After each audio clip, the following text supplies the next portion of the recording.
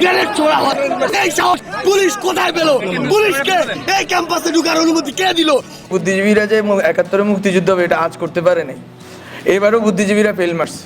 আমরা তো বাংলাদেশের অনেক জনপ্রিয় নেতাদের সম্পর্কে জানি, কিন্তু আমরা দেশের অনেক ছাত্রনেতার সম্পর্কে কতটুকুই বা জানি? আপনারা কি জানেন এসব ছাত্রনেতারা একযোগে যে কোনো খারাপ পরিস্থিতি সহজেই মোকাবেলা করতে পারে এবং তারা অত্যন্ত মেধাবী ও চতুর হয়ে থাকে, যারা তাদের ত্যাগ তিতিক্ষা ও বিচক্ষণতা আর দেশ ও জনগণের প্রতি ভালোবাসার গুণের কারণে জনসমাজে বেশ জনপ্রিয়তা পেয়েছে। আজকের ভিডিওতে আমরা জানব বর্তমান সময়ের দেশসেরা এমনই 10 জন জনপ্রিয় ছাত্রনেতা সম্পর্কে, যারা কিনা দেশ ও জনগণের প্রয়োজনেই কাজ করে যাচ্ছেন। তাহলে চলুন শুরু করি। আমাদের আজকের ভিডিওতে প্রথমে রয়েছেন খান তালাত মাহমুদ রাফি। বৈষম্য বিরোধী ছাত্র আন্দোলনে চট্টগ্রাম বিশ্ববিদ্যালয়ের হয়ে প্রতিনিধিত্ব করেছেন খান তালাত মাহমুদ রাফি। রাফি এতটাই সাহসী যে কোটা আন্দোলনে বীরের মতো পুলিশের সামনে পাহাড়ের ন্যায় দাঁড়িয়েছিলেন, যেন পুলিশরা সামনের দিকে এগিয়ে যেতে না পারে। আর ওই ভিডিওটি সামাজিক যোগাযোগ মাধ্যমে ভাইরাল হয়েছিল। রাফি কোনো কিছুতেই ভয় পায় না। ভয় কি জিনিস সেটা তার মধ্যে নেই বললেই চলে। সে সবসময় সত্য ও ন্যায়ের পথে জীবন দিয়ে লড়ে। বর্তমান সময়ে আরেকজন জনপ্রিয় ছাত্রনেতা হলেন হাসনাত আবদুল্লাহ। হাসনাত আবদুল্লাহ ঢাকা বিশ্ববিদ্যালয়ের একজন মেধাবী ছাত্র। জুলাইয়ের কোটা সংস্কার আন্দোলনে ছাত্রদের হয়ে নেতৃত্বদানকারী একজন অন্যতম সমন্বয়ক হলেন হাসনাত আবদুল্লাহ। তিনি কোটা আন্দোলনের স্বৈরাচারী সরকারের বিরুদ্ধে নির্ভয়ে কথা বলেছেন। তিনি সাহসের সাথে ছাত্রদের হয়ে কথা বলেছেন। এজন্য তাকে স্বৈরাচারী সরকার পুলিশ বাহিনী দ্বারা তুলে নিয়েও গিয়েছিল, কিন্তু তবুও তাকে দমাতে পারেনি। ছাড়া পেয়ে ছাত্র জনতার সাথে পুনরায় একজোট হয়ে সংগ্রাম চালিয়েছেন তিনি এবং স্বৈরাচারী সরকারকে দেশ ছাড়তে বাধ্য করেছেন। বর্তমানে তিনি সঠিকভাবে দেশ পরিচালনায় ছাত্রদের সাথে একজোট হয়ে কাজ করে যাচ্ছেন। শান্তিপূর্ণ কর্মসূচি শেষে আমরা চলে যাচ্ছিলাম, আমাদেরকে পুলিশ পিছন থেকে আমাদেরকে টিয়ার শেল, তারপর হচ্ছে সাউন্ড গ্রেড। কোটা সংস্কার আন্দোলনের অন্যতম একজন সমন্বয়ক হলেন সার্জিজ আলম। তার অগ্নিঝরা বক্তব্য, ঝাঁঝালো স্লোগান এবং যৌক্তিক কথার জন্য তিনি এখন দেশব্যাপী খুবই পরিচিত একটি মুখ। বিসিসার তার বিবেকবোধের জায়গাটুকু হারিয়ে ফেলেছে, যে বিসিসারের শরীরের ভিতরে এখন আর মেরুদণ্ড নেই। কোটা সংস্কার আন্দোলনে তিনি বারবার আলোচনায় এসেছে, তার গর্জনে কেঁপে উঠেছে বিশ্ব। সার্জিজ আলম অত্যন্ত মেধাবী একজন ছাত্র। 2017 সালে ঢাকা বিশ্ববিদ্যালয়ে ভর্তির পর হলের সিটের জন্য রাজনীতিতে যোগ দেন এই ছাত্রনেতা। 2019 সালে ডাকসু নির্বাচনেও ছিল তার অংশগ্রহণ, কিন্তু দলের সাথে মতাদর্শ না মিলায় 2022 সালে ছাত্র রাজনীতি থেকে সরে আসেন এই ছাত্রনেতা।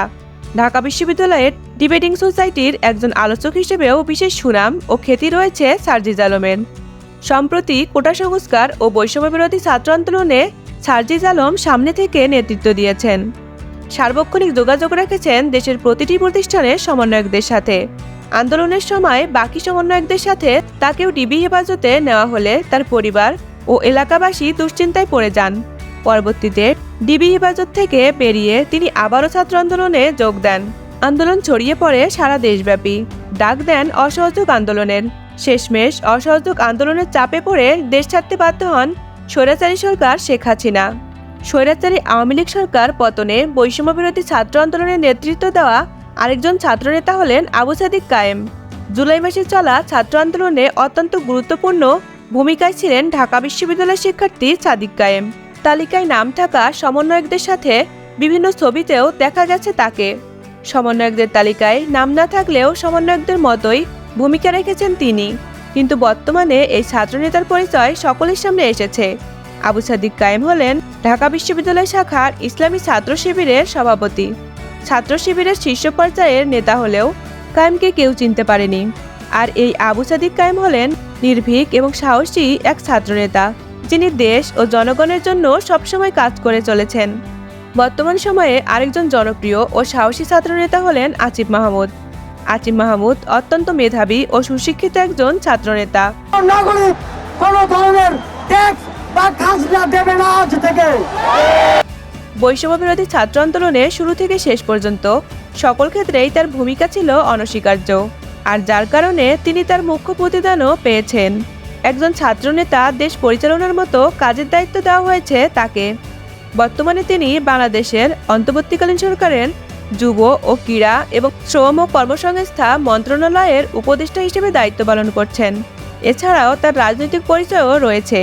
2023 সালে ঢাকা বিশ্ববিদ্যালয়ের ছাত্র অধিকার পরিষদের প্রথম সম্মেলনে সভাপতি নির্বাচিত হন তিনি। পরবর্তীতে সংগঠনের গণতন্ত্র লঙ্ঘনের অভিযোগ এলে আসিফ মাহমুদের নেতৃত্বে পুরো ঢাকা বিশ্ববিদ্যালয় কমিটি পদত্যাগ করেন। 2023 সালে 4 অক্টোবর গণতান্ত্রিক ছাত্র শক্তির সূচনার পর সংগঠনটির ঢাকা বিশ্ববিদ্যালয়ের শাখার আহ্বায়কের দায়িত্ব পান তিনি। বৈষম্যবিরোধী ছাত্র আন্দোলনের প্রধান সমন্বয়ক এবং বর্তমান অন্তর্বর্তীকালীন সরকারের তথ্য ও যোগাযোগ প্রযুক্তি উপদেষ্টা হলেন নাহিদ ইসলাম। রক্তাক্ত জুলাইয়ের ছাত্র আন্দোলনে সামনের কাতারে থেকে অসহযোগ কর্মসূচিতে সাবেক প্রধানমন্ত্রী শেখ হাসিনার পদত্যাগের এক দফা দাবি ঘোষণা করেন তিনি এবং তাতে সফল হন। এই ছাত্রনেতা নাহিদ ইসলাম আন্দোলন চলাকালীন মিডিয়াতে নির্ভীকভাবে ছাত্রদের হয়ে বক্তব্য প্রদান করে বাংলাদেশের মানুষের কাছে খুবই প্রশংসনীয় হয়েছেন। সকল পুলিশ সহ আইন শৃঙ্খলা বাহিনীকে অপসারণ করতে হবে। আমাদের ক্যাম্পাসে আমরা কোনো পুলিশের কোনো সন্ত্রাসীদের। বর্তমান সময়ে ছাত্রদের মধ্যে সবচেয়ে জনপ্রিয় ছাত্রনেতা হলেন মুহাম্মদ নাহিদ। কোটা আন্দোলন ও বৈষম্যবিরোধী ছাত্র আন্দোলনে এই নাহিদ ইসলামকেও তুলে নিয়ে গিয়ে শারীরিকভাবে নির্যাতন করা হয়েছে। একটা ভিডিওতে আমরা সকলেই দেখেছি তার একটা পা কিভাবে জখম হয়েছিল। বৈষম্যবিরোধী ছাত্র আন্দোলনে প্রধান মাস্টারমাইন্ড হলেন মাহফুজ আলম। বেকায়দায় পড়ার পর থেকেই হাসিনা সরকার তাকে খুঁজছিলেন, কিন্তু তার খোঁজ বের করতে পারেনি। এমনকি নামটা পর্যন্ত বের করতে পারেনি পুরো গোয়েন্দা সংস্থা মিলে। বলা হয়ে থাকে এই ছাত্র আন্দোলনের মস্তিষ্ক ছিলেন মাহফুজ আলম। মাহফুজ আলম তার আড্ডাবাজি এবং পাণ্ডিত্যপূর্ণ জ্ঞানের জন্য খুবই পরিচিত ছিলেন। মাহফুজ আলম গণতান্ত্রিক ছাত্র শক্তির ছায়াতলে নতুন গ্রুপ বৈষম্যবিরোধী ছাত্র আন্দোলন নামে 56 জনের কোনো প্রকার পলিটিক্যাল ব্যাকগ্রাউন্ডবিহীন সমন্বয়কদের দল বানিয়ে সফলতার দ্বার প্রান্তে নিয়ে যান এবং 6 সমন্বয়ককে ডিবি হেফাজতে আটক ও স্বীকারোক্তি সহ সকল কূটকৌশলকে বৃদ্ধাঙ্গুলি দেখিয়ে একের পর এক কর্মসূচি আনতে থাকে এবং ছাত্রদের প্রতিটি কর্মসূচি সফল হতে থাকে। দেশটাকে বিভাজন করা হবে এবং ফ্যাসিবাদকে টিকিয়ে রাখা হবে। এটা বিএনপির ফ্যাসিবাদ হইলে তো এটা বিরোধিতা আমার করতে হবে। আর পিছন থেকে সব খেল খেলছিলেন এই মাহফুজ আলম। এক কথায় মাহফুজ আলম ছিলেন বৈষম্যবিরোধী ছাত্র আন্দোলনের মাস্টারমাইন্ড। বর্তমানে তিনি বাংলাদেশের প্রধান উপদেষ্টা ডক্টর মোহাম্মদ ইউনূসের বিশেষ সহকারী হিসেবে দায়িত্ব পালন করছেন। কোটা সংস্কারের দাবিতে এবং মেধাভিত্তিক সমাজ গঠনের অভিপ্রায়ে বন্ধুরা, এসব ছাত্রনেতাদের মধ্যে কাকে আপনি বেশি পছন্দ করেন কমেন্টে তা জানাতে ভুলবেন না।